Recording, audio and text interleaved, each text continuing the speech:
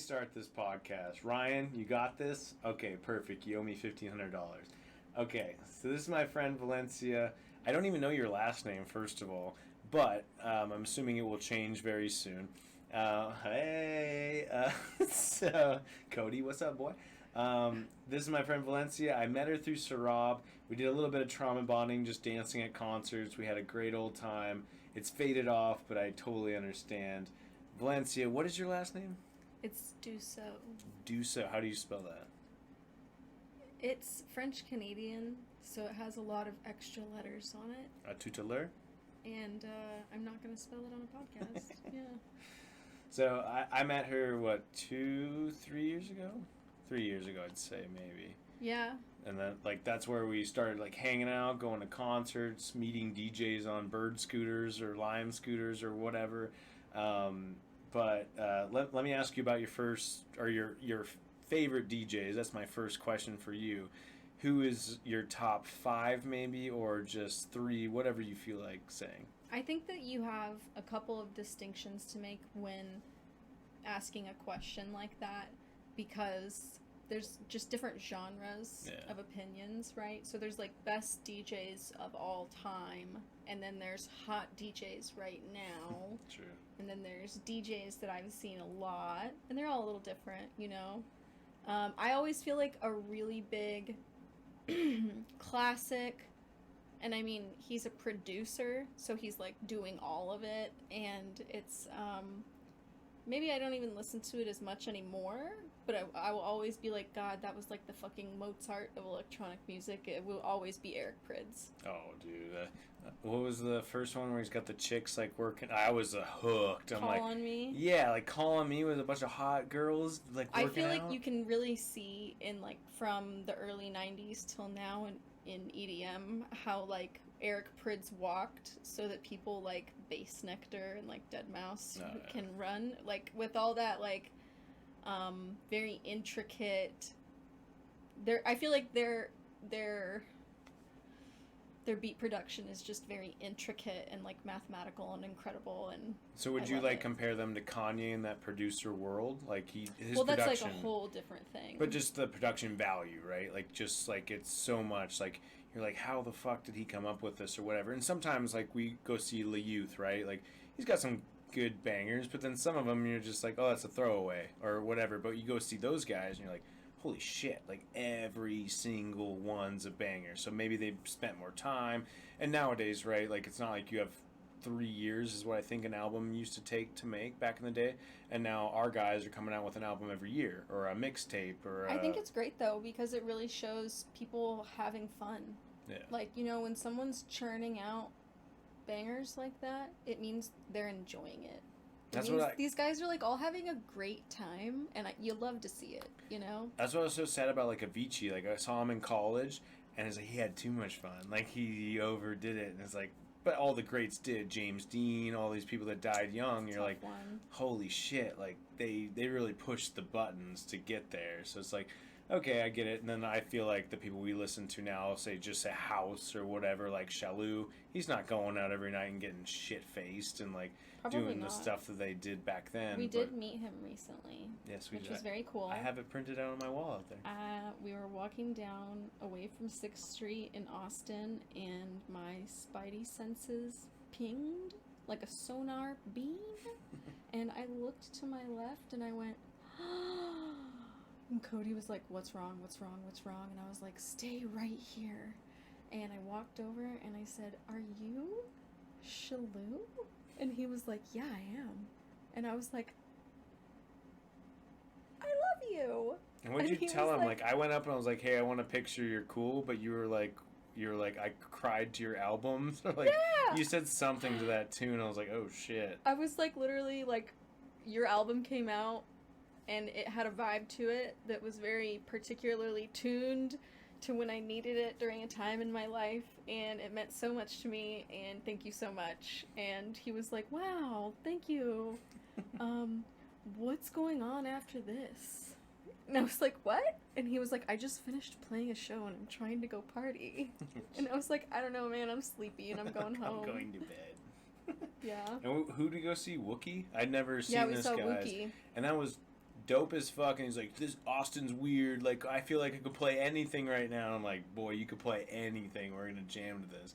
Like, I don't know what that room holds, 750 maybe It was less. so empty. Oh, it was the worst. Like, when we got there, great. we looked at the front and we're like, what is this? And we're I like, loved we can it. just take anything we want. Like, I've done that. Like, Ember had he had like a residency there. So I went and saw him like, I don't know, 4 times this year there. And the first one, nothing. Next one, I get there 25. Next one, 75. Next one, like 150 are already there. I'm like, hell yeah, dude.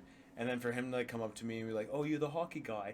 I was you're like, the hockey guy. I almost fainted. I was like, "This is my life." Like, just from going from seeing Shalou or like whoever out of there, like, it just made me so happy. I was like, "This guy." And then they all like my shit now. You saw Zoltan and Shepard. I mean, I'm pumping their tires with the album. I probably got it the first day it came out, kind of thing. Signed, whatever, boom. I'm really posted. excited for the Sultan and Shepherd show. The live one in April. Yeah. April 13th. I'm so fucking. That's literally. Oh my god, it's literally 1 month away. Yeah, I bought all of these tickets when I was drunk on the beach in Destin, Florida. So I'm with my family. We have a private house, private beach. No one's allowed on it from the public. Like, Sick. it was And you're just lit buying concert yeah. tickets. I'm 8 a.m. just drinking tequila. Like, let's do this. So I got, and Juro didn't come out until like last week. So I got his.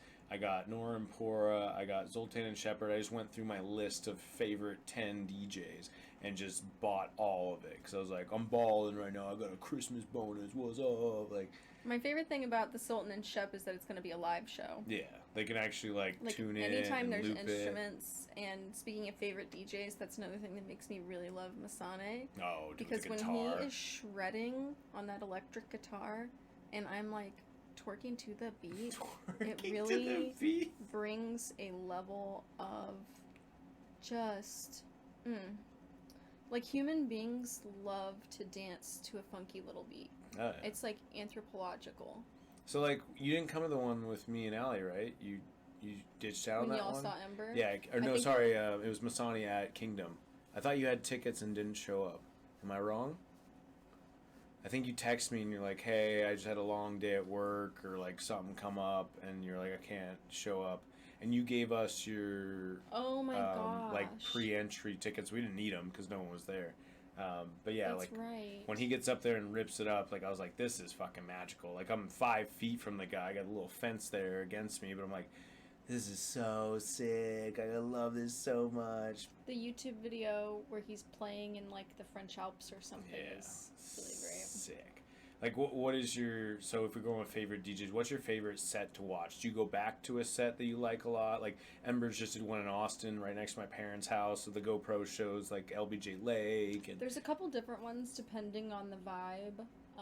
You need a dopamine hit. You need to feel better. Like, right. It's been a so long it's like day. the other day, Cody lives in a duplex, and our best friends live in the other side, and our other best friends live 1 block away, and Sarab lives 1 block away, Jesus. and all that. Yeah, I've been to your place. What am I talking about? Right. So when we're all chilling in the patio, like, it's not the best time to be listening to hardcore EDM. Yeah. It's like everyone's chilling, we're drinking some drinks, and I love to put on like a Khruangbin live set. Okay.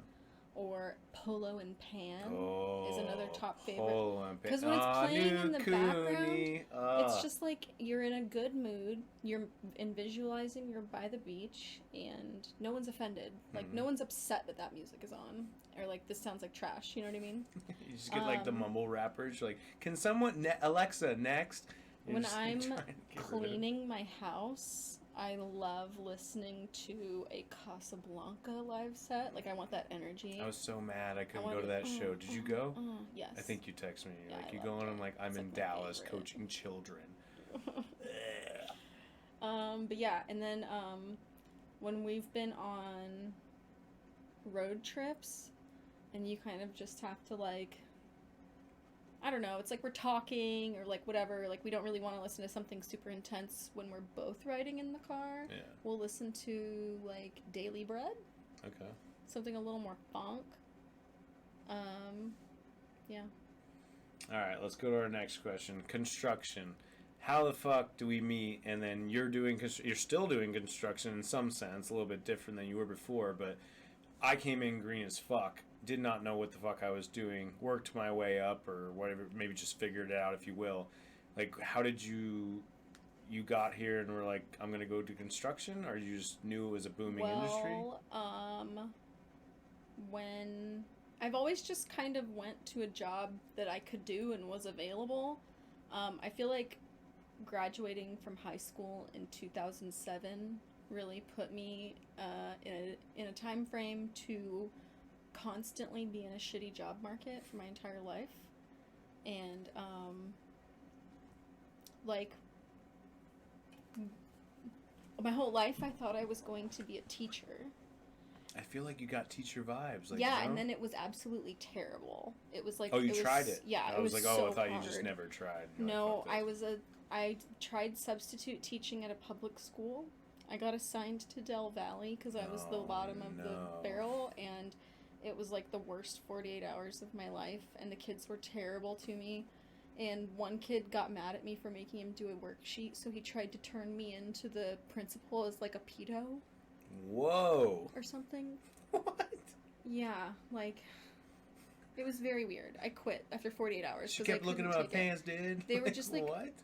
They were yelling at me. They were making faces at Del me Valley every time is I like turned the around. ghetto of Austin, if anyone does not know. I also, like, I do not hold a ghetto or not ghetto stigma against school children, but it just seemed like there was no order whatsoever at that particular school. Which one was it, so we can get it straight? Del Valley Middle School. Oh, Del Valley Middle School. So Allie was at Beatty Elementary School on Riverside, and it backs up to like an okay neighborhood, and they would have to bring the children in for recess because they, like, a wolf was out on the... Oh my God. You're like, what the fuck? And then, like, one little girl got shot from a stray bullet. Like, a guy got out in a car fight on Riverside, shot, missed, and the little girl's walking home with her mom with the grocery bags from HEB and gets it in the stomach and now has a colostomy bag. Oh my God. I'm like, yo, like, that's so terrifying. What's going on? But, you know, say we're in Buda or Round Rock, like, that's not happening, right? But, like, that's fucking wild. Yeah, so I felt overwhelmed, and like the public school system was way too hard, and the kids were way too wild, and they hated substitute teachers way too much for me to be able to handle it. Did you like bring out like the little TV thing and like? No, like, they all had worksheets to do, and some of them really truly hated me so much because I handed them a worksheet and I gave them pencils for free, and I was like, I'm so easy right now. Please just pretend to do your worksheet.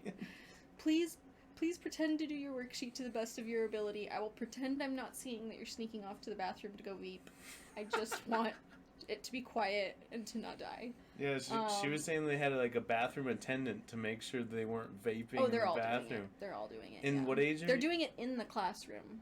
They're like vaping in their hoodies in the classroom. Yeah, but it's like you can. I'm not an idiot. You're also all sitting down, so I'm like a clear foot taller than all of them. And so anytime a little puff of vape comes out, it's like I see which hoodie it came from. But Jeremy. So I lasted 48 hours at that, and then I went to go work as a teacher, a substitute teacher again, because I was trying to get my foot in the door, at a private Montessori school that was like age 1.5 through 12, 10. Anyway, no, it was really bad. Is that religious? Is that what that means? No. Okay. That's purely just a different teaching style. It's more like the kids are allowed to kind of lead themselves. Like European kind of shit, where you're like, when I got to Canada, they're like, you get 2 recesses a day. I'm like, I'm a senior in high school. Right. What are you talking about? Kids will go out, smoke weed, fucking smoke a pen, do whatever. I'm like, what are we doing here? Like, people are crushing 6-packs in the fucking car. I'm like, you're just letting these kids... Weird story I have. Kid ends up going to a party, guy gets mad, hits on his girlfriend, hits him in the back of the head with an axe, goes in, not like, oh, just tapped him, right? Kid gets to go to a mental hospital and be into rehab. In Texas, that kid's shot on sight. Like, it makes no sense, dude. I'm like, wild. How is it a thing? But I guess different cultures, different place, right? You're not going to do the same thing as here. They would never put that kid into a rehabilitation center. Are we kidding ourselves? Like, no way. But at some point, I think but not the axe guy, but like some people just need like a counselor or a teacher or human resources. Like, someone please help these children, not just lock them up and then make them mad at the world. I kind of get that, but Yeah, I'm just like, this makes no fucking sense. All right, so how did you meet Sarab? We talk about Sarab on every episode. He will not come on. He says I'm little Joe Rogan. So how did you meet him? I heard it was in Zilker. You pet his dog. No, actually, when I first moved to Austin, I was in the dog park with my dog at the time, and my dog started sniffing this other dog, and they were like playing together, and it was Chase's dog. Oh, okay. And so then, was it like a boxer? No, what did he? No, I don't remember. But anyway, so Chase and Jason were at the dog park, and our dogs were playing, so they came to talk to me. And Chase was like, "You need to meet my wife, Alyssa. She's gonna love you so much. Like, she's so cool." And she truly is, and we are still friends, and I love her. And so at the time that I met Chase and Alyssa, they were living in a duplex, and on the other side was Sarab and Nickel. So every once in a while, I would go over there and hang out and just see everybody, and dogs would play and stuff. Yeah, the story I was told was that you came up and petted, and this, I don't know if this is from Sarab, but you came up and petted his dog at Zilker one day, and then you became friends. Maybe I'm just making up my own story here. Oh, yeah. So it was probably that Chase and Alyssa invited me to Zilker, and then Sarab was there. Dogs thing. Okay. Yeah. I thought that I met him at the duplex on Cinnamon Path, but maybe not. Yeah, Cinnamon Path. What a great place. Mm-hmm. I would just go there and be like, there's people on the other side of this wall. Because, like, I was in my own apartment in San Marcos. It was like a little condo almost.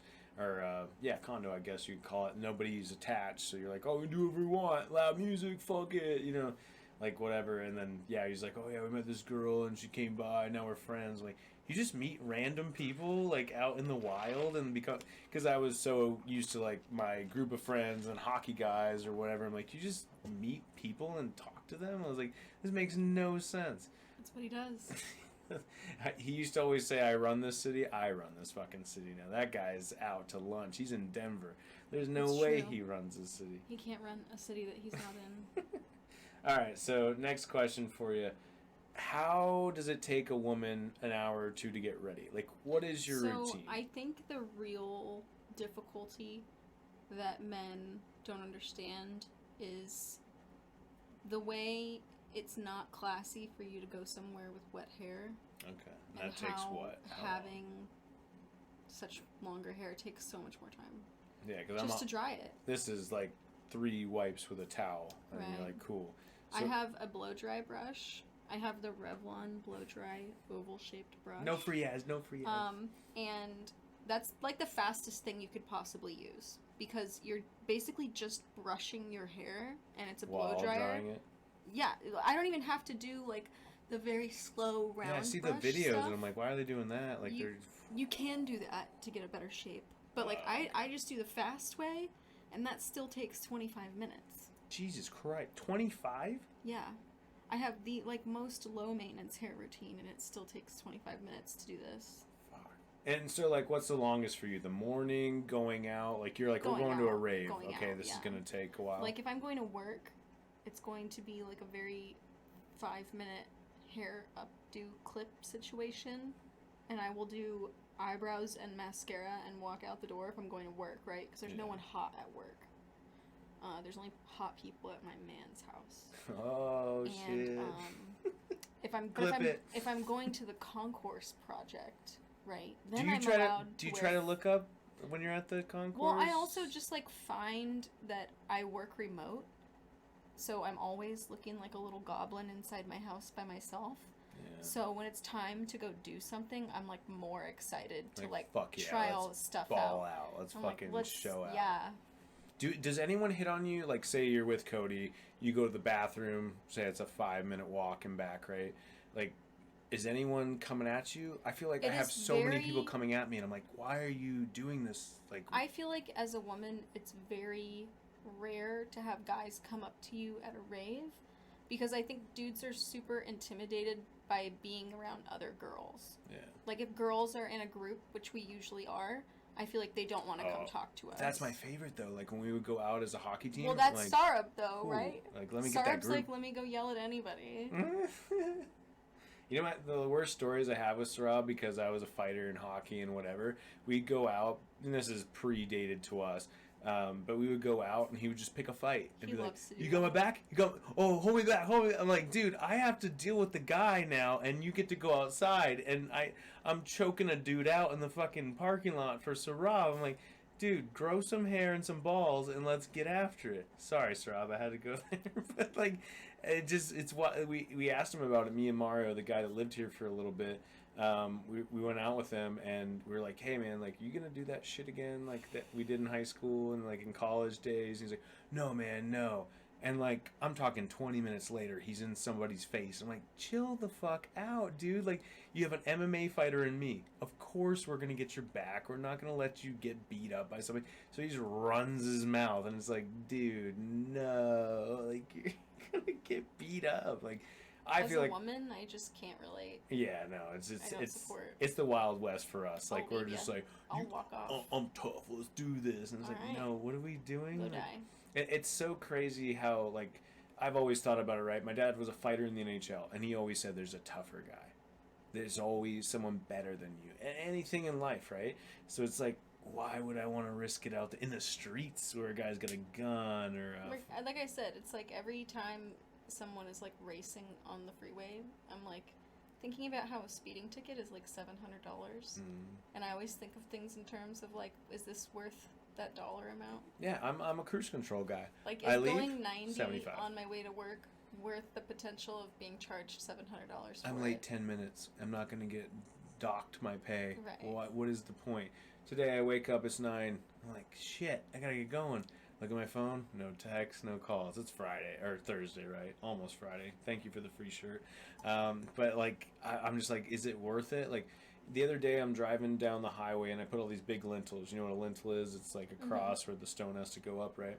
So I have a 135-inch one and a 205, and the 205 is a 7x4. It's for the garage to hold up all the weight above it.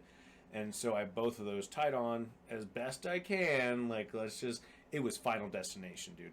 I'm driving down Mopac, and this guy is, like, on my ass, like, trying to get through traffic, right? I'm like, bro, if you make me do anything here, a swift movement, a hard stop, this can come right through your front windshield. Like, Yeah. what are you doing? It is very intense, and people just don't give a fuck. They're like, "Yeah, well, fuck this, get this guy out of the way. He doesn't have a red tag on the back of that." Fuck you, dude. Like, why are you pressing your luck? And that's the same thing I felt with him sometimes. And now I think you get older and you think about mortality, and you're like, I don't want Not worth to get it. punched in the face, lose my I'm here teeth. for a long time. Yeah, not a good time. Maybe a Maybe good a time. good All right. What are you scared of? Dying in a car. In a car specifically? Yeah. Not like out just. Dying in a car accident. Yeah. Okay, I guess for me, I drive 8 hours a day, so it's like that's my most likely probability of dying. Right. And That's then freaky. they're like, "Can you get on a roof?" I'm like, "No, I'm not getting on a fucking No. roof. Like, not doing that." Okay, Speaking of raves, though, I never finished my story about my pendant. go on. So yeah, I got this pendant from a influencer is not the right word, because while he is popular on Instagram, that's not like his thing. His name is Glitterbeard Ben, and you only get one of the spinning wheel I want that so fucking Murakami bad. pendants if you've had a deep conversation with him. He brings like 100 with him, and he walks around the festival. He's been diagnosed with cancer, and he comes up to people when they're sitting quietly off somewhere, and he'll just like start talking to you. And So how do you meet you? we were sitting at a table by ourselves, and he came over, and one of my friends was like, "Oh my god, like, I've seen you at a festival before, like, I remember you, dude." And they started talking, and then he started talking to us, and he was talking about, he's very much like a little therapist that comes and visits and drops wisdom, and he really feels like, since he's been diagnosed with cancer, that like there's no better thing he could do in the world than going to his favorite place, which is music festivals, and then trying to give back in any way he can to the people he meets there.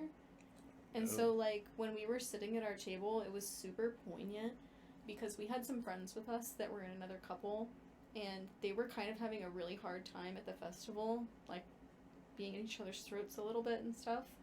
And Ben was like, think closely about how you would feel about never seeing the people in front of you ever again. Jesus. You know what I mean? And it was like... I like that a lot. Yeah, no, it's like he got to all of us, and he gave me and my boyfriend one. Yeah. That's dope. And now every time people see it and they recognize, like, oh my god, you got a Ben pendant. So do you like, only wear them out to raves, or do you wear them like in public too? I definitely have no reason in my day-to-day life to wear a rainbow blinged Here's out on a Zoom spinning. call, like, what's up? This is something I would wear on a podcast or to a rave and nowhere else ever. Okay, that makes sense. I have one of those. Me and Sarab at a show. I forget who it was. But some guy, like some girl, put like a thing on my arm, and I was like, "What is this?" It's just a bunch of rings, or just like rings. And then we were outside, and some guy comes up and he goes, "Hey, I'm giving everyone hugs."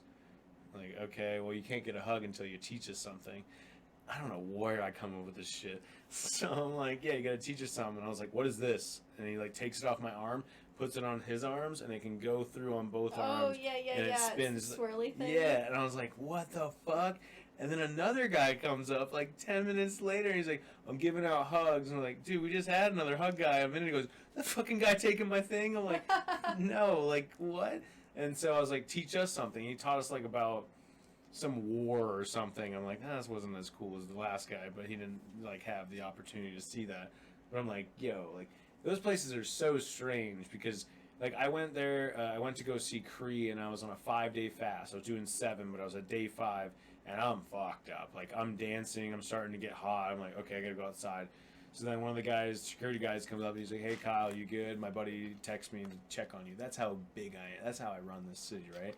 So he comes and checks me. I'm like, no, dude. He's like, I felt like you were kind of ODing. Like, I'm looking at you and your face is white. I'm like, no, I didn't take anything. I'm just on a 5-day fast. So I worked all day, moved 4,000 tons of stone by hand. Said, let's just fucking get it. Let's lose some calories. Right after that, I go coach kids. I skate with the kids at the end. It's the worst skating drill ever. Just burns calories. Like probably another 500. And then I go play a hockey game. That's another 1,000 calories at least. And then I went and went to a rave. And I was there for 4 hours dancing. Guess how many calories I burned in that day with zero food? 7,500. I'm Michael Phelps in this bitch. It was insane. And then I had a 6-pack the next day. I was so excited. It was the best day of my life. I got down to 154. When you met me, I was 235. I actually have a really Disgusting. iconic picture of all of us at the Concourse Project when you were twice the size you are now. Why don't you send that to me? What is going on? Actually, I should, yeah. How bad is it? I mean... People tell me I wear it well, but I don't believe them. Maybe I was wearing a hoodie, and like you're like, okay, whatever. I guess I just never knew you any different at the time. Well, I have that picture you took of me on the Polaroid on my fridge when we were at Fletcher, Lane 8, and it was that, remember that guy on mushrooms came up to us and sat with us for a while? So I kept telling you, yeah, I was like, hey, take a picture of me. Like, I'll take the picture when I want. And I was like, this bitch, wild. Like, she's running this show.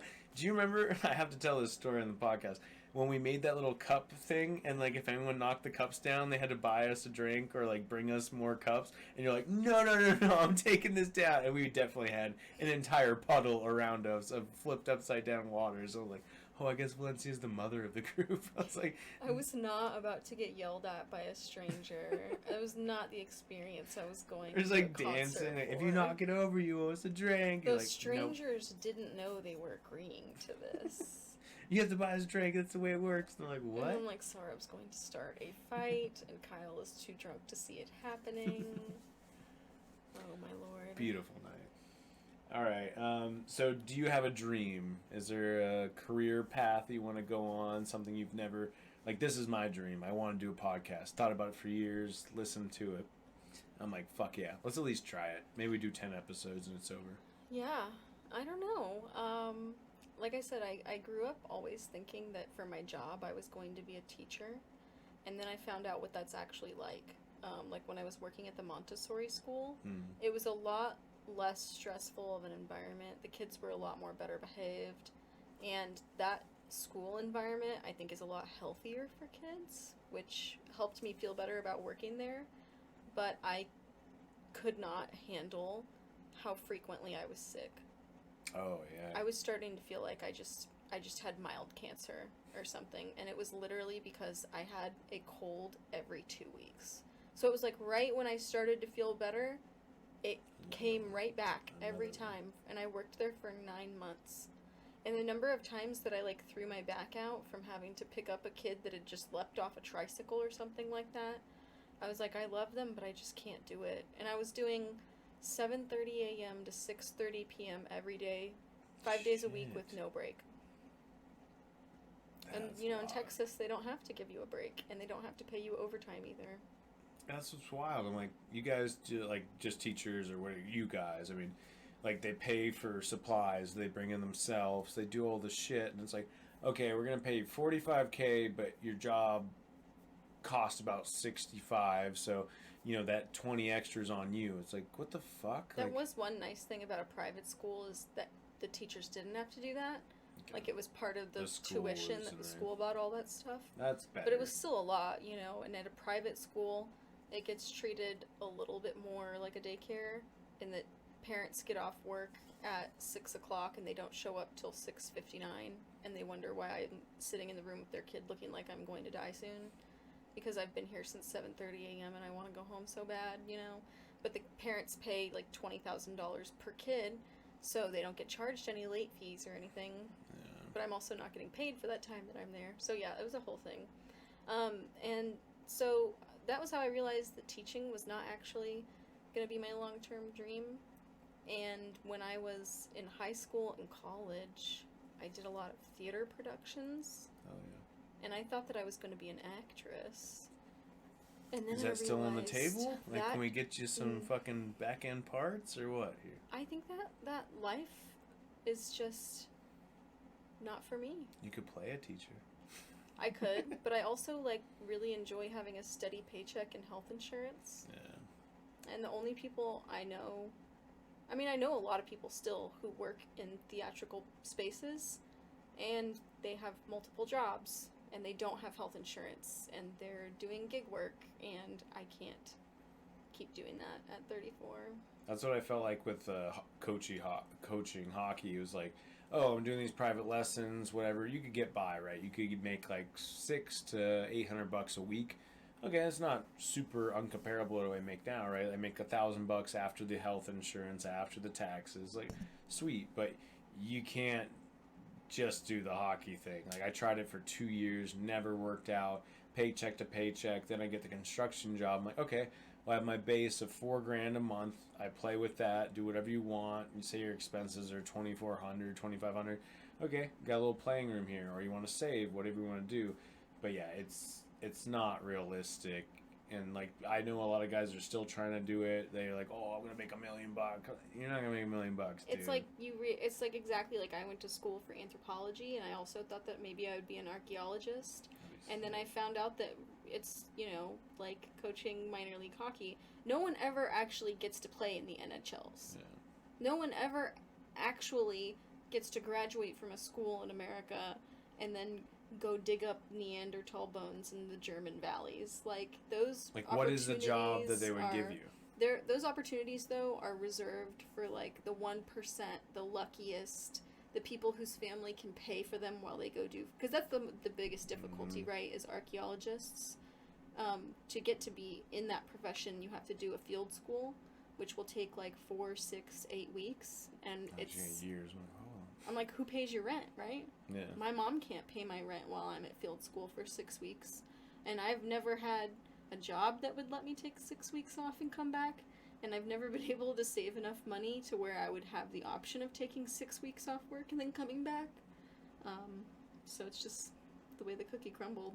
It's very true. Like, yeah, like sometimes, like in the summers, it's hockey camp central.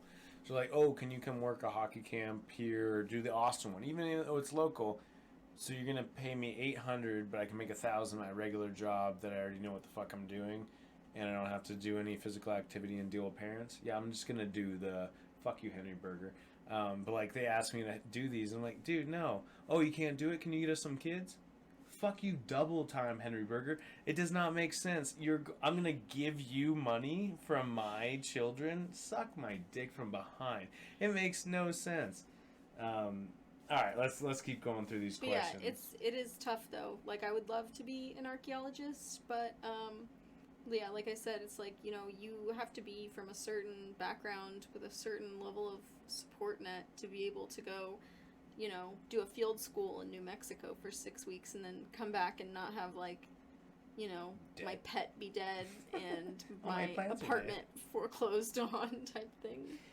And yeah, I don't know, just all those things, like, it can be a hobby or it can be a side project, usually, if you want it to and you really like it, but to make it a full career is nuts. Like, in terms of what my, like, dream is, when I have tried and failed at doing the past life meditation YouTube videos. What is that? There's these YouTube videos by this guy who's called Dr. Brian Weiss. Okay. And he claims to have discovered that you can hypnotize people into remembering their past lives. Dude, what the? And I want this so bad. he has these YouTube videos you can listen to that are supposed to help you get there.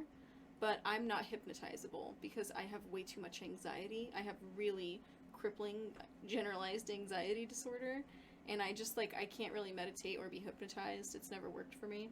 But part of that is he tells you to, like, start picturing a place where you're, like, really, really safe and happy and, like, everything is good. And I always picture, like, a little stone cabin with logs and, like, vines, and it's, like, in a pine forest. And so that's my dream. I always, like, for some reason... You just want to be off the beaten path? Like, yeah. Just kind of you and Cody are chilling, you got a wood fire going, or what? I just want to, like, live a little hobbit life in... You gotta move to New Zealand, chilling in the woods. Well, see, my brother lives in the Northern California foothills, and I feel like that's perfect. You did tell me about him, and I was like, I want to also live there. That's fucking awesome. You can do whatever you want. It's like... He built a racetrack in his backyard. For what, like motorcycles? His side-by-side. Oh, shit. His Polaris, yeah. He races his Polaris and goes off by jumps. himself? Well, no, him and his friends. Oh, okay. I was like, damn, dude, you got your own track for yourself. I remember I went to visit, and I was at his house. I went, like, a week early when he got married a couple years ago. Older or younger? Younger. Okay. And I was supposed to be his wife and my mom. I was supposed to be helping them set up for the wedding, and he was like, let me take you out back. And she was like, be careful. And my brother made me put a helmet on, which I was like, oh. Yeah, that's what are we about to do? And yeah, he took me on his side-by-side track, and it was absolutely terrifying. That's gotta be wild. You don't ever do that kind of shit? You're just like... I remember that fear of dying in a car accident. That does still exist, so... Yeah.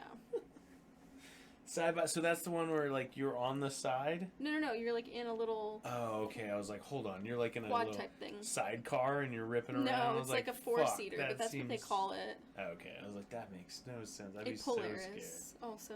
All right, so this is usually my first question to everybody, but when was your first drink? What was it? I feel like...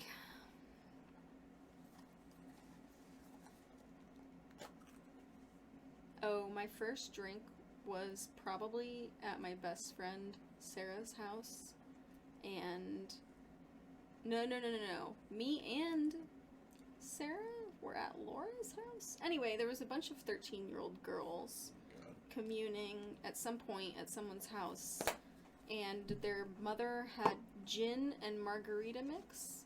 I wanted to say that earlier. I'm like, I guarantee she had a fucking margarita, but I guess there's some. And I also remember being 14, and that was when Four Locos were really popular. The OG caffeine Four Locos back in 2005. Caffeine and alcohol, just depressant and upper at the same time. I remember there was like 3 of us little teenage girls that were best friends, and we would share the single Four Loko, and we would all be legitimately blackout drunk. You're getting a 33rd and a third, and you're still Dude, I remember puking. I remember us puking after drinking that much of it. Yeah, those are wild. And then I think like they're trying to charge Prime for doing the same thing. There's no alcohol in it, but they're like, oh, there's too much caffeine and I mean, electrolytes. there is something to be said about caffeine not being great for you. Yeah, that's what I think. Like, so we have had kids this year that would come in with like the big dose like cans from like the gas station. It says 600 milligrams on it, and then at the end of the game, like my tummy hurts and I didn't play too good. I'm like, yeah, bitch, you're fucking 13. You're not supposed to be drinking 600 milligrams would be a day for me if I had 3 coffees, right? One in the morning, one at lunch, and then one midday or whatever you want to call it. And I don't do that. I do 1 coffee in the morning. It has a 12-hour half-life, which means 24 hours is in your system. You know, you taught me that once. You're like, hey, don't take this thing we're about to take tonight if you've had coffee today. I'm like, I will take that with me forever. I'm never going to do coffee and then also take this other stimulant. This is wild. You also asked me if I had ever taken RSSRs or whatever it was, and I'm like, no, I don't take antidepressants. And then when I went to the doctor not too long ago, they asked me to fill out the paperwork, right? And I'm like, I don't take anything. I just take like the supplements I showed you, like turmeric and stuff like that. And they're like, you're not on anything? Like that's not normal. I'm like, no, I don't take anything, dude. Like I'm. You know they are asking for that though. Well, they didn't ask for supplements. They were just like. But that's what they're saying though. It's like medication, so I was like, I don't have a technical. Like script. I would tell my doctor if I was taking 5-HTP because of its interactions with SSRIs. Okay, well that makes benzos. sense. Maybe I should start being more. But I think that doctors also find it fascinating. Like imagine someone comes in who's lost 200 pounds or whatever, and they're like, "Are you on a cocktail of supplements like that's helping you? Because we would love to know, you know." Yeah, I did my individual research on that. And then was like, need this for that, and there was more. There was probably another 5-6 pill bottles in there. See, I can't supplement myself that much without feeling ill, like sick to my stomach. Yeah. I feel like better. Like as soon as I started taking the lion's mane, it's like well, I definitely like, for example, my life changed a lot when I started supplementing vitamin B, because it wasn't until I was 30 freaking years old that I had a gynecologist who I went to see for an annual exam, and I was switching to a different type of birth control, and my usual doctor was not in the office, so I saw a random one that was available because I would rather get it over with than lose the appointment. Yeah. And she was like, have you ever thought about how birth control makes it hard for your body to process vitamin B? And I was like, no, because no one's ever told me that before, and that would have been great to know. And I feel like finding a balance of things that work when you're trying very carefully to not take, like, because I am prescribed anti-anxiety medication and ADHD medication, and I really don't want to take either of them, and that means that I have to, like, really think about what I'm doing and how I'm treating my body and stuff like that. And yeah, like taking an entire vitamin B supplement will make me feel jittery and ill. I always have to break them in half. Really? 'Cause, yeah, I take the magnesium, B12, zinc. Like it's all. I recently found out that I was taking the magnesium that's for constipation on accident. Jesus. And I was like, why do I always feel terrible after this? And then I Googled it and I found out there's multiple different kinds, and one of them is specifically for making you feel sick to your stomach. And I was like, cool, I've been doing that to myself on purpose during the day.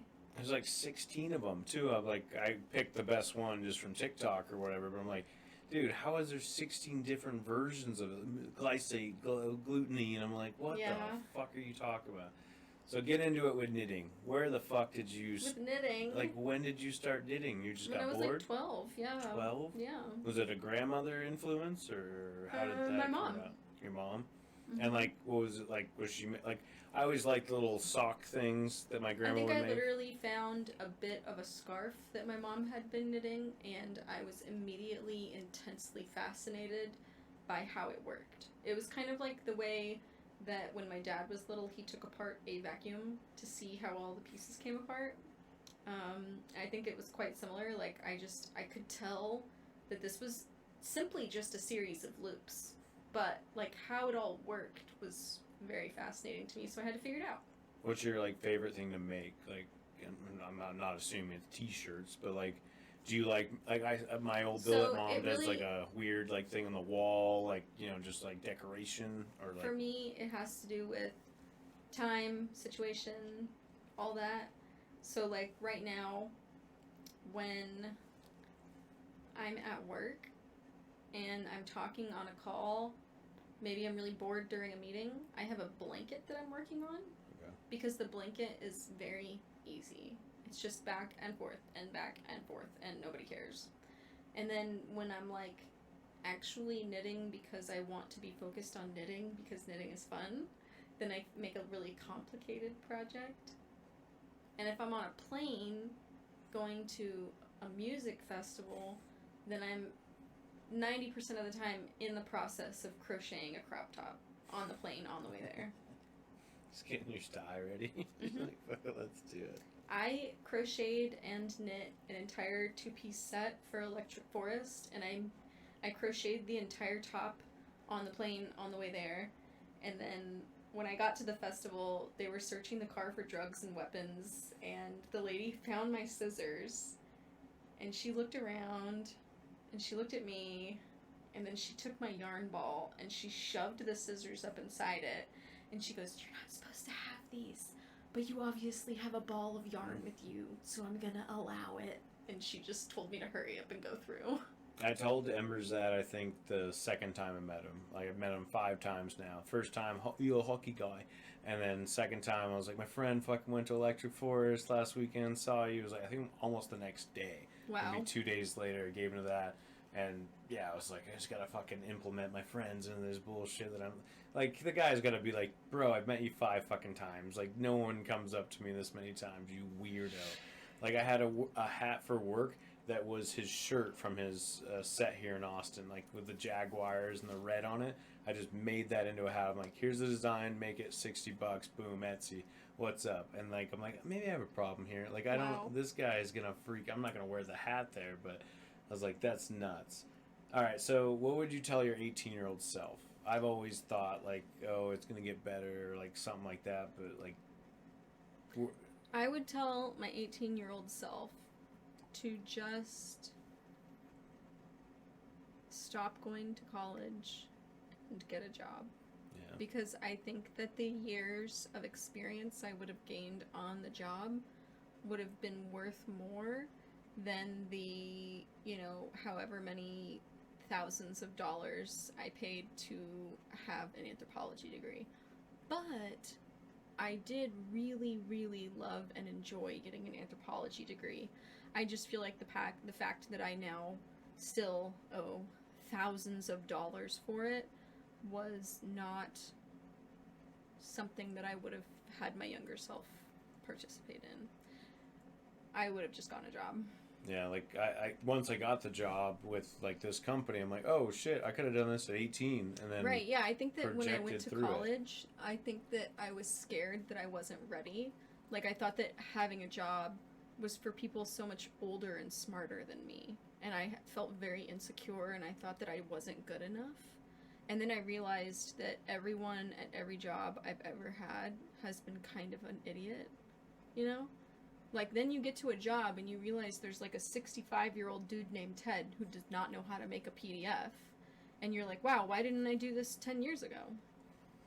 yeah, I'd be like $100,000 less in debt. Like, After a series of unfortunate events and just things happening in my life, it took me 7 years.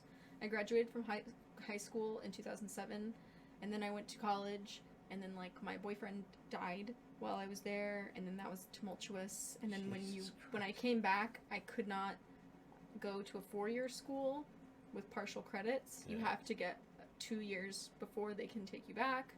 And then I had to do an extra year at community college because I simply could not afford to pay for all those credits at the state school when I could just make up for them at the community college. yeah. And yeah, it took me a long time. And then I ended up realizing, man, I should have just not been working part-time jobs, and I should have just gotten a full-time job.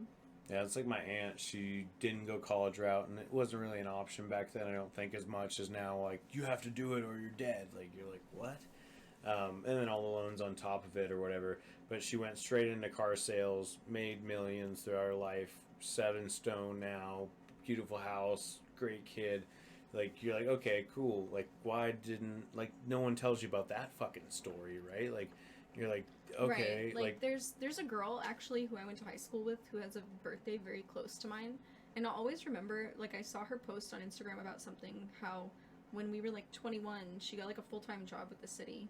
And now she like has a great job and she still works there, and people who work at the city get pensions. And I'm like, why didn't I do that? like, I don't have a 401k with my company. It's very small. Like, and I'm like, fuck, what is the point of me doing this? There's no raises, there's no bonuses. It's just like, whatever. Yeah. But I count it as a stepping stone. It's like, okay, I step on this stone, here's the next one coming up, right?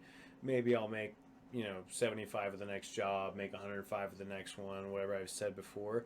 And that's not all set in stone. That's not guaranteed. But think about if you started that at 18 and then now 34 or 35 like I am, it's like, oh shit, like I could be in a totally different position and already figured this all out, but now I'm doing it at 30 or 29, and you're like, what the fuck? Like, I just missed out on so much money, so much capital, so much experience. The other thing that will always bother me is the fact that in our country, it's totally fine for me to pay $475 per month to health insurance to my employer, who then pays for it, that I can lose at any time.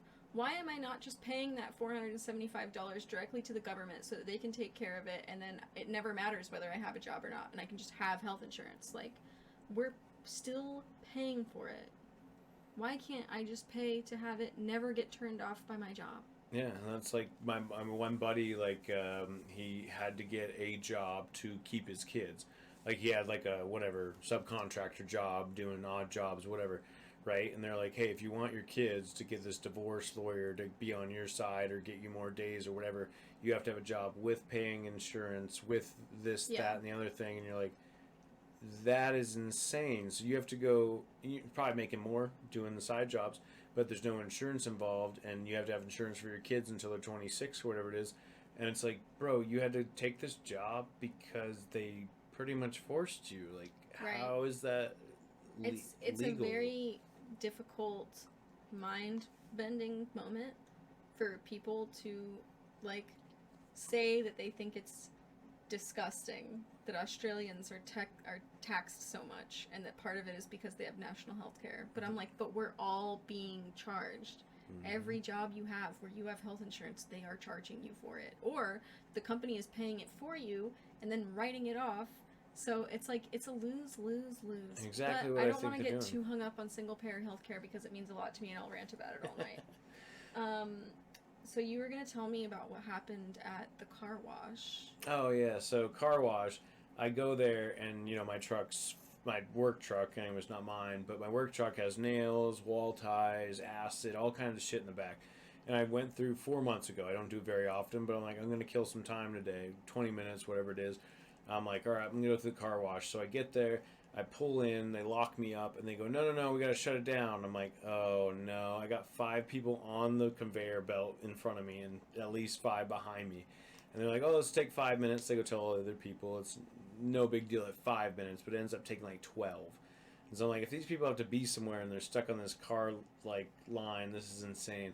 So a guy has to get in the back of my truck, sweep it out, shovel it into a trash can, whole 9 yards. And I get it, right? Like, I go through the wind blower, throws nails, rocks, whatever, breaks a windshield, pops a tire. I totally understand. But I did not know that because I had just done it 4 months ago and whatever happened. So finally, after 10 minutes, the guy gets out and he's sweating. He's wiping his brow. I'm like, hey, man, I'm going to get you a 6-pack from the gas station next door. It's just right on the corner here when you leave. So I was like, all right, go in and get the 6-pack. When I walk in, a girl hot as fuck, like I'm talking like out of this world, 19-year-old, I'm assuming, maybe 21 at max. I grab a 6-pack. Weird thing to note, but continue. So I turn around, redhead too, just to throw it out there. They're all attracted to me. Shut the fuck up. So I turn around and she sees me. She's like, where's the party at? I'm like, this is like a party starter. 6-pack's not going to get you anywhere, babe. And I'm like, whatever. I try to walk past her. She comes up behind line. She has nothing to buy.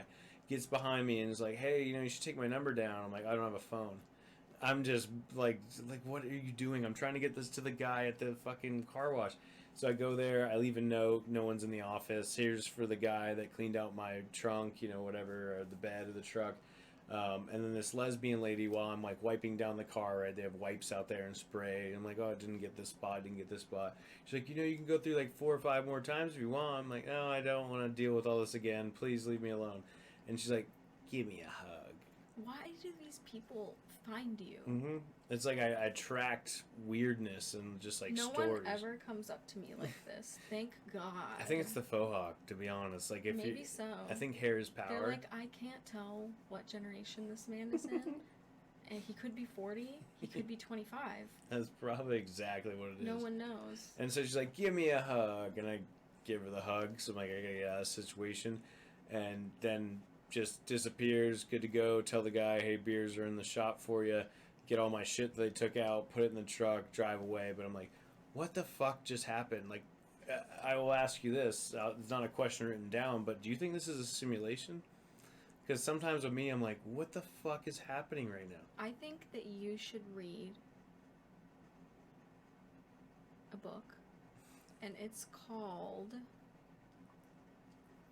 I want to say it's called Swinging the Wild Pendulum by Isaac Bentov. Okay. I'm murdering that. I can look it up. But Text it to me if you find it. I don't think that we are in a simulation as much as it's... I think that the truth of the nature of reality is unfathomable to the human mind in a 3-dimensional world. 4-dimensional world when you consider time and gravity. 5 maybe. 5 for sure. But to imagine that it's unique to our world, not that we are conscious, but that we are matter. Because I just go out in public and things happen that shouldn't, that I think. One thing that's really gotten me is the moments that you have that are like accidentally psychic. And we all have them, right? Like, I've had a couple that really weirded me out. One time, I was walking down the street with my boyfriend at the time, and I was saying something about this girl I know. And I was saying how she's just one of those people that, like, you can't imagine her being sad. Like, she has a very positive, like, almost infectious joy, cuteness to her. And then I run face first into somebody, and it's her. And then we ended up, like, going to Burning Man together. But yeah, and then there was a time when I was at Burning Man, and one of my friends was, like, off doing horse tranquilizers in the middle of the desert, and he had already, like, it used to be really impossible to get text messages at Burning Man. Yeah, and so there was one where we got one at, like, 6 a.m. from him that said, I just woke up in the dirt. And then, like, we didn't hear from him for another 24 hours. And then there was, like, this really big whiteout sandstorm, and we have climbed up to the top of a 4 or 5 story scaffolding adult jungle gym. It's very dangerous. And then the whiteout comes, and the guys who are observing the safety of the scaffolding jungle gym yell at us from the bottom, do not come down. You need to stay up there until the wind is over, because it's too dangerous to have people going up and down. Like an hour at least for the... It was. And I said, wouldn't it be wild if our friend who was out sleeping in the dirt rolled up right now? And literally, as the words leave my mouth, we are staring out into the whiteout, and we see a little flag come.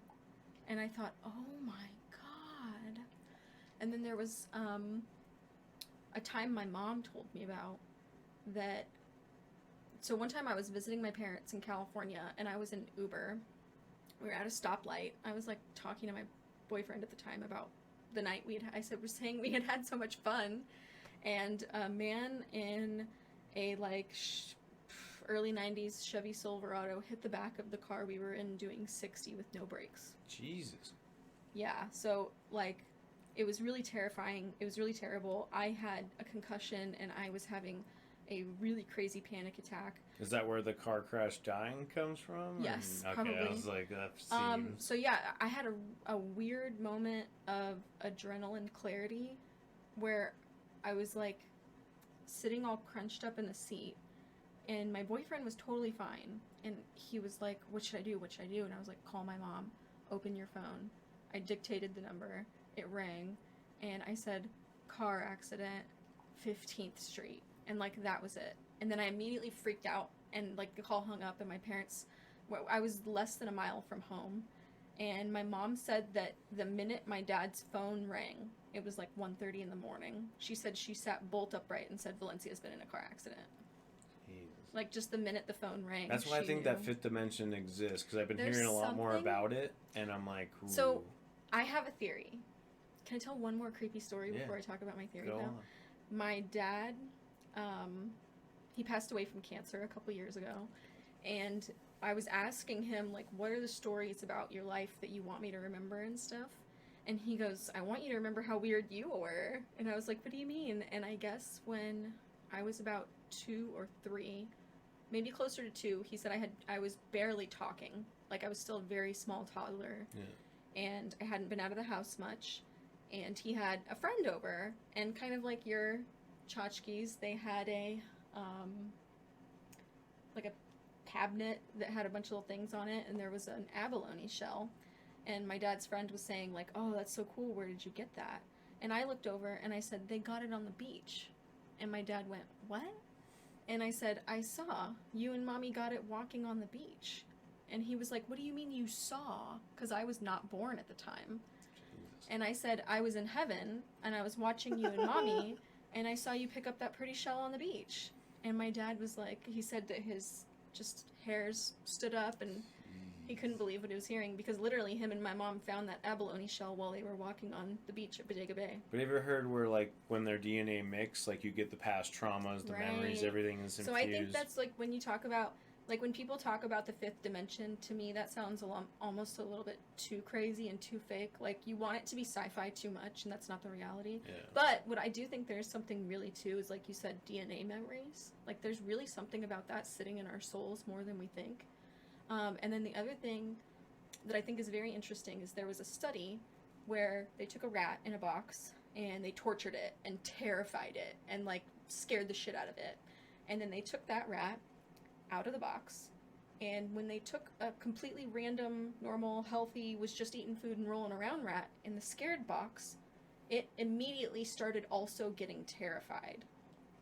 And it makes me think about, like, how in a lot of cultures they have the thing of smudging, right? Like burning sage to, like, pure. I wonder if there's something about, like, human emotions creating pheromones that build up in a space.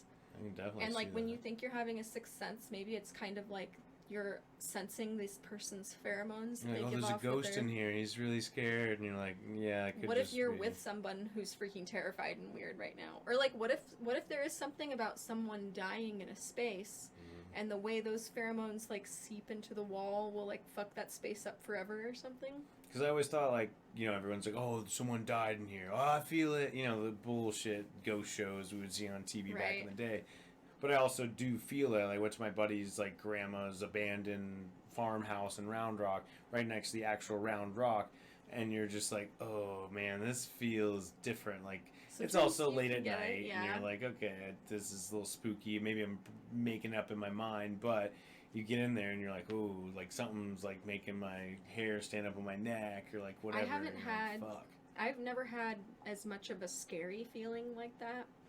But the only time that I ever got a feeling that was like, I felt a really weird, almost like supernatural weirdness, I don't know how to describe it, was when my boyfriend passed away, and I was at his funeral, and I remember we were singing a hymn,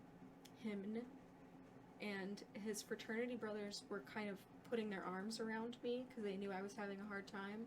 And I just remember, this sounds so silly, right? But, like, I remember the sun beaming through one of the stained glass windows, like, hella hard.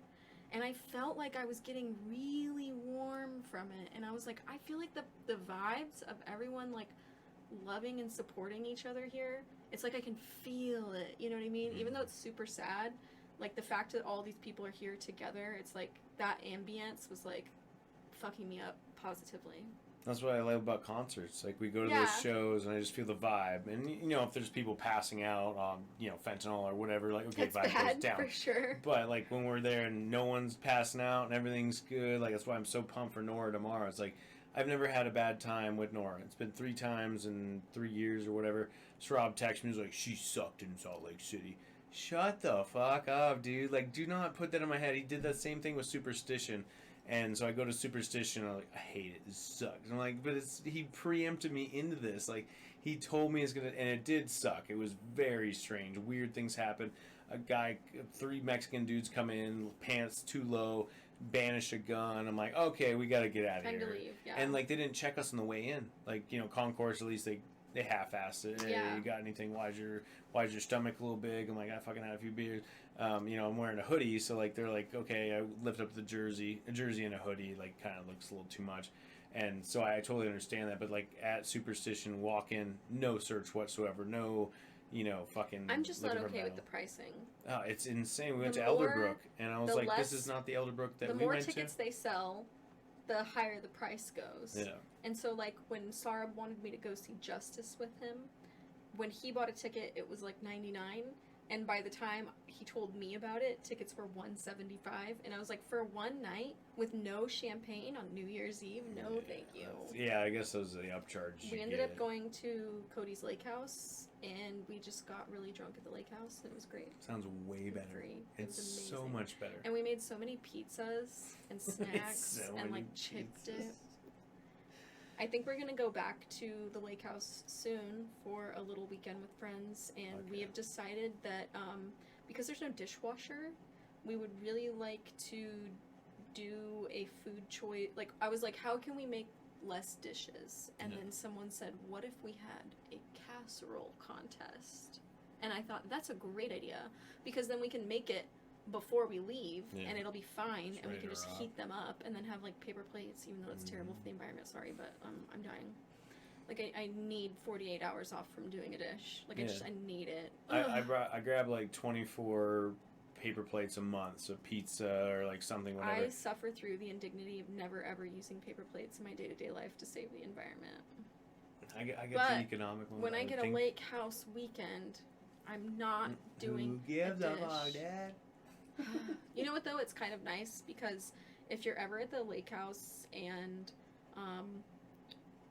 by the way, I'm not bougie enough to have a lake house in my family, never have been, so I would like to say I'm very grateful, but I gotta say, doing the dishes, though, is good to reserve for if anyone's ever being really awkward. You can Yeah, be I like, agree. oh, you know what, I'm gonna do the dishes. If there's someone that wakes up at like 7 a.m. and will not stop talking, if you start doing the dishes, you can just be like, I can't hear you. I'm so sorry. Oh, I thought you were gonna get them to do the dishes. No. You're Then saying I'm like, I've actually, I'm so sorry. I gotta do this thing and I can't hear you. they're just coked out from the Sorry night about before. it. You're like, I'm good. I'm gonna go over here. Yeah, I'm not that type of person at all. The older I get, the more I just love being in bed at 10 p.m. Like, it just feels great. Oh, I wish I could get there. I'm like starting my day at 10 p.m. and I'm like, God damn it! Like, what See, the fuck? you did all this effort to hack getting skinny. Yeah. And now that you have being skinny, you have to hack, like, having a healthy life. Yeah. No, It's weird. I have to cut myself up at midnight sometimes. I did a 9-hour Discord with Ryan the other day, my producer. And it was like 2 weeks ago or whatever. We were just hanging out, drinking, fucking editing podcasts. We have to listen to the podcast. It's like an hour, 2 hours, depending on it. Edit it. Oh, take that out. Do this. Oh, add this sound effect. Do whatever. So it gets, and then all of a sudden you're just 3 in the morning. You're like, what are we doing still on this? Like, now we're watching videos of people unpacking cards. Like, you're like, what the fuck is going on, dude? That does remind me, I just remembered, that book by Izak, I don't know how to say his name. It's like Itzhak, Ichak Bentov. Anyway, he is, let me see. Bring it up, Jamie. He's an Israeli-American scientist and inventor. The book is called Stalking the Wild Pendulum. It is the craziest, best book that I've ever read. He was born on August 9th, 1923 in Humen, Slovakia. 23? Which, yeah, so like a long time ago. But I love that he was born on August 9th and I was born on August 20th. But so a really fascinating thing about stalking the wild pendulum is that Ijak, oh, I can look at the Wikipedia and it'll tell me how to say it. Okay. Oh, he just goes by Ben. Okay. What? I should just call him Jesus Ben Christ. Bentov. Anyway, so his book basically is about how he thinks our universe at large is a torus, right? So it's like a donut, kind of, and like, do you know how the human is technically a tube? Technically a donut, just like a really it's long a straw, one. it's straight through. Yeah, so it's, the middle is like a black hole, and at some point, the black hole is not, like, humans are so quick to look at it like death and rebirth. Yeah. But he's saying in the terms of, like, quantum mechanics, it might not be that. But it is like every black hole is on the other side producing what it fed upon from the other side. So it's like our entire universe is just a swirl of everything being made and destroyed and made and destroyed. And that, like, when a black hole is sucking out the contents of a dying star, on the other side it's producing a quasar type thing, or like producing a new star, and then that's like a new galaxy. So his book is really fascinating, and it's mentioned in a really interesting CIA article that was made public a while ago. It's all about remote viewing. And what is that again? Like, remote viewing is like, am I wrong on this, saying like you seeing the world a simplistic way, or am I off on that? Okay, hold on. So, it's an old redacted article from the Army that was approved for release in 2003, and it's called Analysis and Assessment of the Gateway Process. And the gateway process is like where they think that if you meditate on something hard enough, then you can connect with it. So it's like that movie Men Who Stare at Goats. Yeah. So it's like the actual Army writing about when they really did that shit. Yeah. Kind of like how people made a bunch of movie and stories about MK Ultra, and then the government was like, "Oops, we literally did do that. Sorry." That stuff kills me. But yeah, so in the paper where he talks about the great nature of reality, he talks about Ben Bentov writing about how it's all just black holes doing the same thing over and over again. I feel like the whole world is rinse and repeat, like just how history repeats itself, or I mean, whatever when you you want to think say. about it, It's like mold, right? Yeah. Like soil will get mold that turns into soil that mold can grow on. Like, it's the same thing over and over again. All right, so last question, and we'll get to the end of this. What are red flags, green flags you have in guys and girls? Because I didn't want to just make it guys, because, yeah, there's a lot of those. But what is the one thing that you're like, this motherfucker, like, no chance with this guy? Or a girl, like, as a friend. You don't have to say, Yeah, like, I mean, as a I think we dating could keep thing. it equitable, and I could start with the girl thing, is I think that when I was younger, I wasted a lot of time. I'm a big people pleaser. Yeah. And Same. so I think that there were a lot of times where I would realize that I had been friends with somebody, and I was giving them my effort, and I was giving them my energy and my time. So, Rob. And then I would realize that this person is really negative and actually not fun to be around. Like, there are people that complain so much that, like, they are choosing to complain at a certain point. And, like, there's nothing, you're like, I'm so tired of holding space for you because that's all you ever do. So that's one. I think when it comes to females seeking female friendship, like, if someone is making you feel like you're just a therapist and they never have anything nice to say, even if it's not their fault, I think that you feel bad because you're like, oh, well, they're not a bad person and they're not doing anything hurtful to me. And I think that it's internal guilt that the bar is too low if you think you don't deserve to be around people who are nice to be around. And it may be tough love to tell a friend that they're so negative that they're hard to hang out with, but that's better than just doing it all the time and then going home and feeling like crap. Sure. Like, you know, there's a level where I can stand it. Like, oh my god, before I met Cody, there was a guy I went on a date with over last summer, 2 summers ago. Was the guy that came to the Lane 8 concert? No, that guy was weird. Yeah, all that on guy his own. sucked. I was like, please don't date this guy. No, but there was a whole other guy that it was like every single thing I said, like, he was asking me on dates, which makes me think that you like me, but then every single thing I say, it's like he's just got the brain rot of playing devil's advocate. And I would be like, we were in the car, and a newer Lil Wayne song came on with Drake, and I said something like, nothing will ever compare to the Carter. And he was like, I hated that one. Ha ha ha. And I'm like, that's not how you hit on girls, my friend. I hate what you like. I know. It's tiring when someone is constantly negative.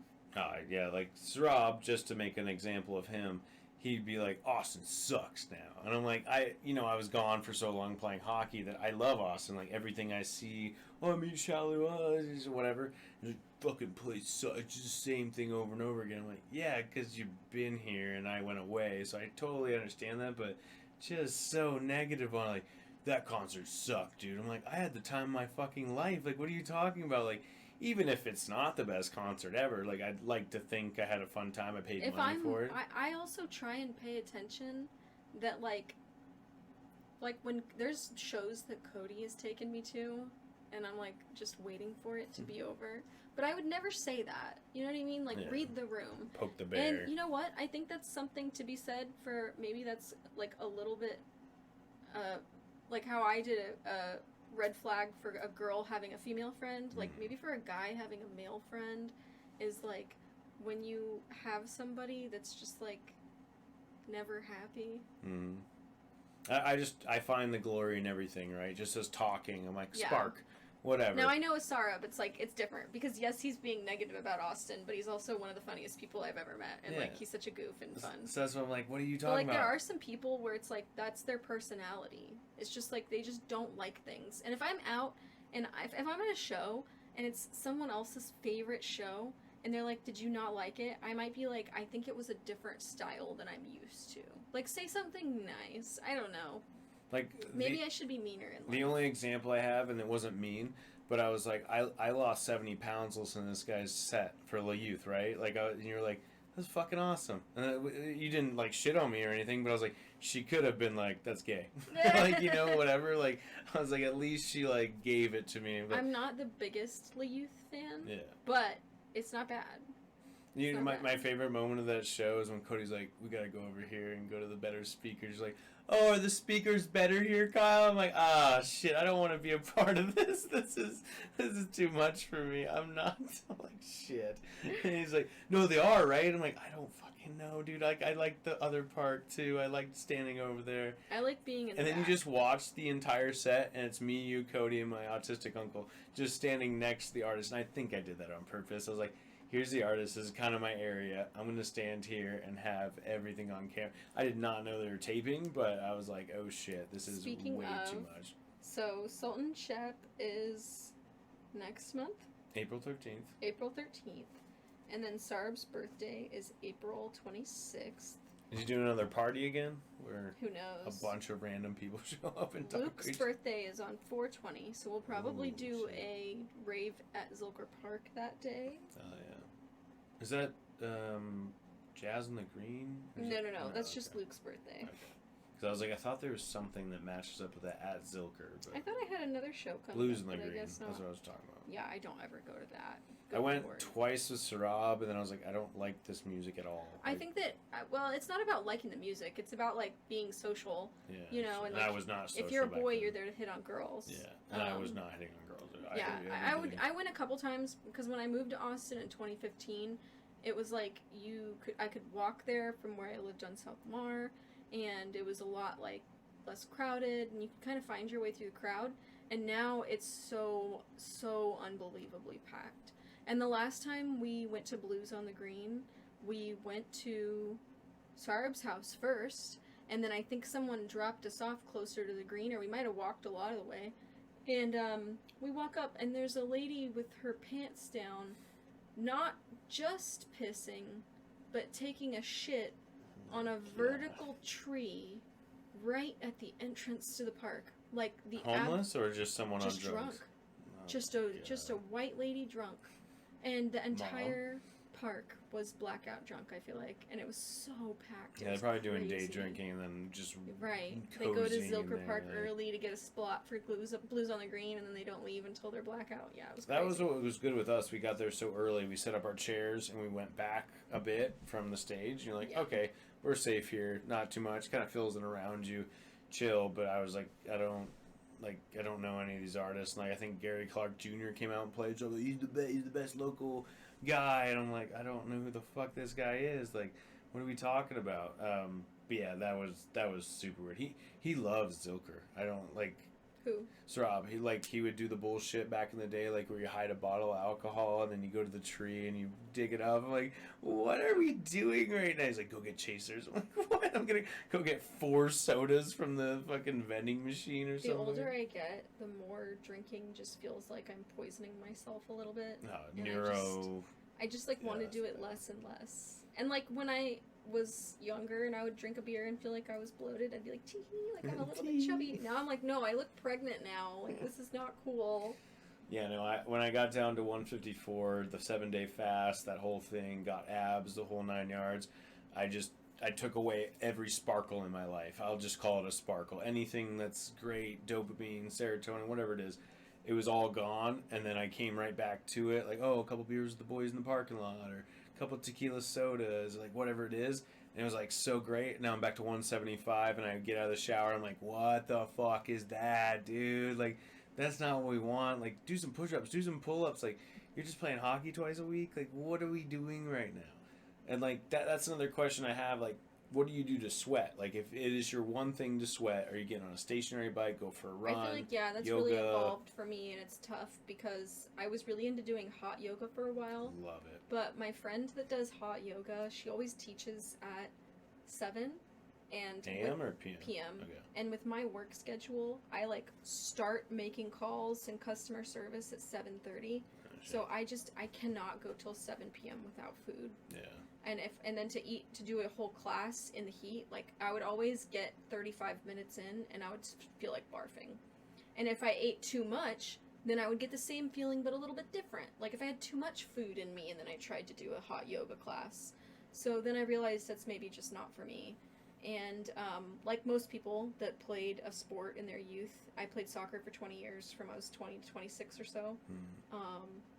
My joints are not the same way they used to always be.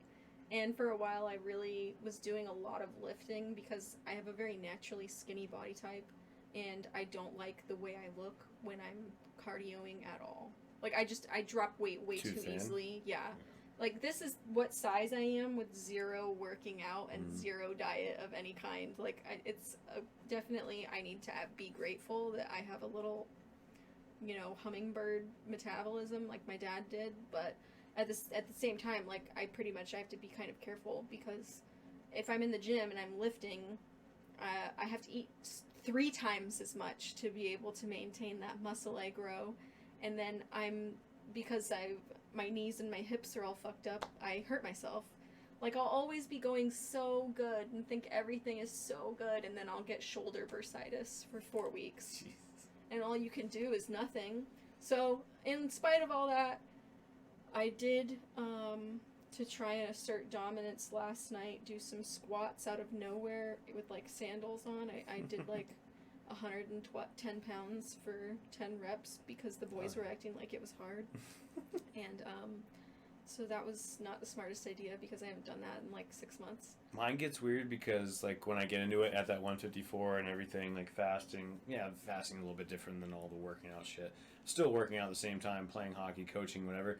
I get too into it, and this is just from the past. So, like, when I was fat and I'm like 235 with tits, I'm like, oh, we got to reel this back in. We got to get going. But I turn into an animal, and I turn into a dickhead, and I turn into, like, alpha male. And, like, I want to find a balance there, because once I get into it and then I see the results, and it doesn't take long, 2 weeks maybe to start seeing something. That is the hard part. Is like when you work hard and then it works fast. You're like, oh my god, I'm unstoppable. And then, like I said, I would always get either hip bursitis or shoulder bursitis, and I'd be like, wow, guess I'll die. Like I have no natural injuries. So yeah, like, so now I just do the stationary bike, because it's beautiful. Like I'm never hurting my joints, and I'm not doing anything with my shoulders, and then that's fine. That's why I stopped running. Like my mom got me running shoes for Christmas. I did ask for them. It's not like they were just giving me, hey fat ass, here's some shoes, but you know, I have them. They're like the Nike version of Hoka's. It's like big base, you can run, not have any shin splints. That was my big thing back in the day. But I have that stationary bike out there, put on an hour DJ set, rip it out. I play it as shifts, so I do a minute and a half a minute off, minute and a half as hard as you can, high intensity, whatever. But like I do get in that mode where it's like I block out the world and I want to just be this animal, and just so I have to find that balance. But yeah, it's hard for me because I go back to my old training, so it's like we're gonna be the biggest, baddest motherfucker on the planet, and I'm not that. I'm just a regular dude. I think it's like a difference between men and female, men and women, like hormonally maybe or something. Like I just can't do it. Mine's like testosterone through the roof. Yeah, like I'm gonna rip a guy's head off. If I've never tried to fast because I've never had an appetite that would survive it. Yeah. You know what I mean? Like I've always. You don't have to. Like if I said, if I try and eat breakfast and lunch and have a cup of coffee, I can't make it to a 7 p.m. gym class. Like I'll barf and pass out during the class from not having enough food. Like I think maybe my insulin levels are weird or something. And I had to train myself, right? So it was like, oh, fasting, TikTok, whatever. You know, somebody said it, and I'm like, okay, I'll do a 12. Now I'm at a 16. Now I'm at 18. Now I'm doing 72 hours. Like, it was just the same thing, right? I get fixated on stuff, and you know me. Like, I'll be like, I'm going to do this for a month. Like, it's way too much. And so that's where I have to figure out my medians or my, like, hey, we got to cut it off here. Yeah. And I could have gone longer than 7 days in that fast easily. I was also taking 2 protein shakes and bone broth a day and all my supplements. So the bone broth really helps you there. Oh, it's so beautiful. I was like, what is this? This is something you can just buy at fucking Sprouts or like whatever. Like, so bad. But anyways, like that, like, and then one of the worst parts about that fast, I think, was day 6, and I'm almost done, right? I'm trying to be like fucking Dana Wim White Hof? from the UFC. Oh. So he's the one that first said it. I heard it from this guy. So I'm like, all right, cool, let's do it. Day 6, we lose to our in-town rivals, the Mallards. Texas Stars versus Mallards. We lose a second game in a row to them for the bronze medal. We lose, and I walk out, and one of the moms goes, I'm the only coach there. The other 2 were preoccupied. And she's like, I can't wait for the other 2 coaches to be back. Kyle fucking sucks. And I'm like, God damn it. Oh my gosh. And like went home, had like 6 beers. Like I was like, that broke the fast, right? It's glucose. But I'm like, oh my God. Like I just got chirped by a mom on the way out from a loss that deteriorated me. Wow. And just wished the other coach would fuck him. Like, and she waited, right? She didn't say this in the time frame that I walked out of that door. I'm like, you bitch. I'm having the set of my life up here. That's so funny. All right, well, I'll kill this. We're both yawning. We're about to get out of here. Goodbye forever, and Mike Maneri, and a good shout out to Kendrick Robinson. I know you won't respond to me on Facebook. Hit me back, boy. All right, goodbye forever. What the hell? This is our hell. As long as we look good, no one else can tell. Generation K.